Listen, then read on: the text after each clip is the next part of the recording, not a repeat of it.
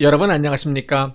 프랭크남 시사쇼에서 보내드리고 있는 시사풍자 만평. 오늘은 USB에 담긴 비밀, 문재인 노벨 평화상 공작, 이런 제목으로 준비했습니다. 누구든지 일하기 싫은 자는 먹지도 말라라는 말이 있습니다. 하늘은 스스로 돕는 자는 도와주실 것입니다. 그러나 스스로 망하기를 원하는 자가 있다면 그를 버릴 것입니다. 지금 대한민국은 잘못된 정책 노선, 잘못된 국가의 운명 쪽을 향해 가고 있는 중인데, 운전대를 잡고 있는 자들이 사용하고 있는 GPS가 어느 사회주의 국가에서 만든 특수 제품은 아닌가 하는 생각을 하게 합니다. 대한민국은 지금 가야 할 방향을 찾지 못하고 이상한 길로 가고 있습니다. 지금 현 정권은 일하지 않는 자에게 마구마구 퍼주고 있습니다. 열심히 일해서 착실하게 세금 내는 그러한 사람들만 바보 소리를 듣는 세상이 되어버렸습니다. 일하기 싫은 사람은 감나무 아래 누워서 입만 벌리고 있으면 되는 그런 세상입니다. 그것을 고상한 말로 무상복지라고 표현하고 있습니다. 그런 가운데 북한에 퍼주고 손해보는 액수는 몇백억 단위에서 이번에는 상상을 초월할 정도로 억소리가 아니라 몇천억 소리가 나올 만한 사건이 터지기 시작했습니다. 국방백서에 몇십 년간이나 사용해오던 주적 표현이 정권이 바뀔 때마다 숨바꼭질을 하더니 이번에는 별 희한한 일마저 벌어져서 국민들의 마음을 놀라게 하고 있습니다. 전 세계가 부러워하고 있는 월성 원전 발전소는 별하별 편법을 다 써가면서까지 가동을 중단시키더니 북한에다가는 원자력 발전소를 지어줄 음모를 꾸미고 있었던 사실이 폭로되면서 세상을 시끄럽게 하고 있습니다. 산업통상자원부 원전 담당 공무원들이 남북 정상회담 직후인 2018년 5월에 작성한 북한 원전 건설 추진 문건에는 청와대와 여권의 주장과는 달리 북한의 원전 또는 전력을 지원하는 세 가지 지원 방안이 담겨져 있었던 것으로 최근에 알려지고 있습니다. 2019년 12월 1일 산업부 공무원이 삭제한 북한 원전 관련 17개 문건 가운데 180514 북한 지역 원전 건설 추진 방안 문건에 대북 지원 방안이 구체적으로 담겨져 있다고 하는데, 이러한 사실에 대해서 청와대는 산자부 공무원들이 자체적으로 작성한 계획이니까 우리는 모르는 일이다, 공연히 생사람 끌어들이지 말아달라, 이런 식의 오리발을 내밀고 있는 중입니다. 김정은이나 김여정 그리고 북쪽에 힘께나 쓰는 자들이 달통을 보고 소대가리 운운하는 그러한 이유를 알 것 같습니다. 지나가는 경궁이 없고 푸죽간에 삶은 돼지 머리가 웃을 일이 아닙니까? 지금 청와대 내 주요 보좌관 직책을 꿰차고 있는 자들 중에, 또는 정부 여러 부서에서 소위 말하는 운동권 주사파들이 모든 권력을 잡고 휘두르고 있는 그런 실정입니다. 경제에 대해서는 경자도 모르는 것들이 빚 무서운 줄 모르고 나랏빚이 1천조 원대나 되도록 예산을 증액시켜서 흥청망청 이게 내 돈이냐, 우선 쓰고 보자, 뭐 이런 식입니다. 저들이 그토록 뼛속까지 빨갛게 물들어서 따라하고 싶어하는 사회주의 이념과 주체 사상은 무엇입니까? 그것은 지상 낙원을 꿈꾸며 갖고 온 사회주의 체제 사상과 이념일 것입니다. 그러나 그것은 70년의 역사적 실험을 통해서 확실하게 증명된 실패한 이념입니다. 지금 유일하게 남은 공산국가는 북한뿐입니다. 그러나 북한은 이미 많이 변질된 공산주의 국가에서 과거 조선 말의 절대 왕조 국가로 회귀해버렸고, 또 그들의 왕조는 이미 3대를 세습하면서 그러한 틀을 완성한 단계입니다. 저들 왕조 국가에서 백성은 독재 권력을 유지하기 위한 착취의 대상으로 전락한 지 오래입니다. 독재자는 지나치게 먹어대서 고도 비만의 심장병으로 뒤뚱거릴 때 백성들은 못 먹어서 피골이 상접한 영양 부족 상태가 되어서 DNA마저 왜소한 체질로 변한 지 오래입니다. 실제로 한국 20대 남성 평균 신장이 1m 74cm에 몸무게 69kg에 비해서 북한 청년들의 평균 신체 조건은 키는 15에서 20cm 정도, 몸무게도 20kg 정도로 차이를 보이는 것으로 나타나고 있습니다. 북한은 자신들의 생존을 위한 독재 체제를 지키는 수단 외에는 모든 것을 다 포기하고 전혀 돌보지 않는 상태여서 산림은 황폐해졌고 사냐는 거의 사막으로 변해버린 상태입니다.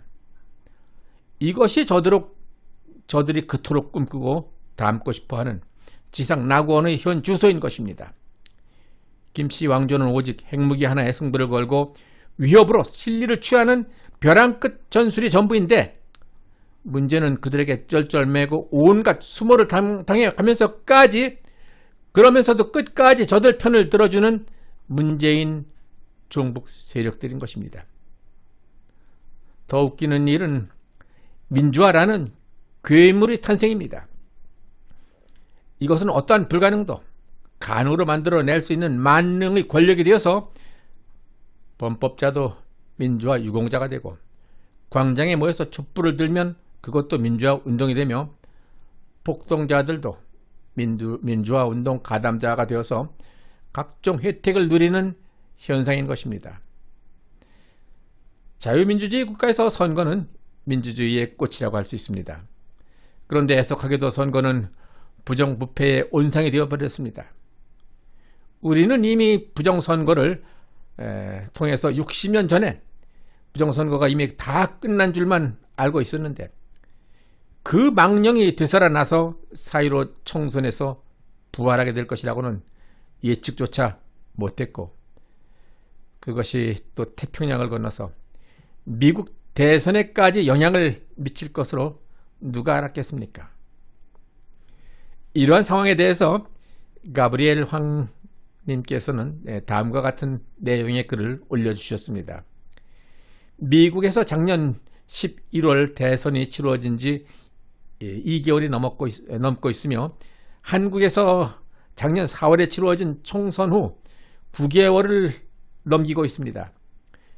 미국 대선에서도 사용된 투표기계와 대한민국에서 사용된 투표기계는 같은 종류의 것이었고, 민간인으로 돌아온 트럼프 대통령을 탄핵시키려 하고, 한국에서는 곧 임기 만료를 앞두고 있는 임성근 부산고법 부장판사에 대한 탄핵 절차가 진행 중에 있는데, 일반 판사 탄핵은 초유에 일러서 사법부 독립을 흔들고 국민에게 위임받은 재판권을 침해할 소지가 높다라는 점에서 국민적 지탄을 면치 못할 것입니다. 바이든은 첫 주부터 중국 눈치 보기가 시작되었으며, 한국은 문정권 시작부터 중국과 북한에 충성하기가 바빴고, 바이든은 최저임금 15불로 올리는 행정명령에 서명한 후 모든 전문가들은 말하기를 그렇게 되면은 미국 내에 130만 개의 일자리가 사라질 것이기에 반대하고 있으며, 대한민국의 문정권은 이미 오래전에 최저임금을 올려서 수많은 자영업자들이 영업을 중단했으며 수많은 근로자들이 일자리를 잃었습니다. 이러한 사실들이 어떻게 미국과 대한민국에서 같은 양상으로, 같은 모양으로 발생할 수 있을까? 의아한 일이 아닐 수 없습니다. 마치 서로 약속이 난 것처럼 같은 일들이 같은 형태로 발생하고 있는 중입니다. 이상의 내용은 시카고에서 온 편지 1, 2, 3편으로 소개된 바 있는 시카고에 계신 가브리엘 황 교수님께서 올려주신 댓글을 요약한 내용입니다. 문재인 정권에서는 그동안 열심히 일하는 과정에서 제법 내세울 만한 업적을 올린 것은 사실입니다. 과거 어느 정권에서도 완성하지 못한 공수처법을 다소 무리수를 두면서까지 통과시킬 수 있었고, 선거 과정에서 수많은 잡음은 좀 있었지만은 그럼에도 불구하고 힘있는 집권 여당을 위한 180석 확보라는 대단한 성과를 올린 것도 사실입니다. 그 외에도 안보 해체, 헌법 부정, 경제 파탄, 한미 동맹 파괴, 국제 외교 왕따, 원전 파기, 종북 불종, 내로남불 등 역사에 남을 만한 업적들을 이루어냈습니다. 그러나 이 정도의 업적으로 만족할 만한 문재인이 아니었을 것입니다. 좀 더 큰 것 한 방으로 전 세계가 깜짝 놀랄 만한 빛나는 업적으로 김대중에 이어서 대한민국에서 두 번째로 노벨 평화상을 받을 만한 야심찬 계획이 필요했을 것이고, 그것이 바로 북한 원전 건설 사업이 아니었을까. 전력 공급이 원활치 못해서 암흑의 세상을 살아가고 있는 북한 주민들에게 광명의 빛을 선사해 주어서 북한 전역을 밝은 세상으로 만들어 준다면 이것은 역사에 남을 만한 위대한 업적이 될 수 있었을 것이고, 이것은 틀림없이 노벨 평화상을 받을 만한, 전 세계가 찬사를 보낼 만한 놀라운 사건이었을 것입니다. 그렇게 멋진 대형 프로젝트를 문재인은 왜 구실의 유물 운운하면서 자신과는 무관한 일이라고 발뺌을 하는지 모르겠습니다. 겸손도 지나치면 신뢰라고 하는데, 문재인은 지금 국민에게 크나큰 실망과 신뢰를 범하고 있는 것은 아닌지 모르겠습니다. 2018년 4.27 남북 정상회담 직후 만들어진 문건은 임종석 당시 청와대 비서실장이 위원장이었던 남북 정상회담 준비위에 보고된 정황이 있다고 합니다. 또한 한국가스공사도 당시 대북 원전 지원이 포함된 산학협력단의 북한 에너지 보고서를 받았다라는 상황으로 보아서 우연으로 보기는 어려울 것입니다. 한편 문재인은 북한 원전 논란에 대해서 구시대 유물 정치라고 비난했고, 이낙연 여당 대표는 2일 국회 대표 연설에서 북풍 공작이라고 맹 비난한 바 있습니다. 이것이야말로 색깔론으로 위장한 궤변이며 북풍 공작 운운하는 비난 자체가 전형적인 구시대 정치 발언인 것입니다. 그러한 주장을 펼치려면 문재인 자신이 북한의 원전을 지원할 의사가 전혀 없었으며 산업부 문건이 황당하다라는 입장을 직접 밝혀야 할 것입니다. 또한 이와 같은 엄청난 일들이 상부에 보고도 없이 추진되었다면 관련자들의 반국가적 이적 행위에 대해서 철저한 수사를 명령해야 할 것입니다. 이러한 시점에서 문재인은 판문점 회담 때 김정은에게 전달한 USB에 담긴 내용을 모두 국민 앞에 공개해서 한 점의 의혹도 남김없이 풀어야 할 것입니다. 한 나라의 운명은 어떤 지도자를 만나느냐에 따라서 어떻게 국가의 운명이 바뀔 수 있는지를 우리는 역사를 통해서 많이 보았고 우리에게 큰 교훈을 주고 있습니다.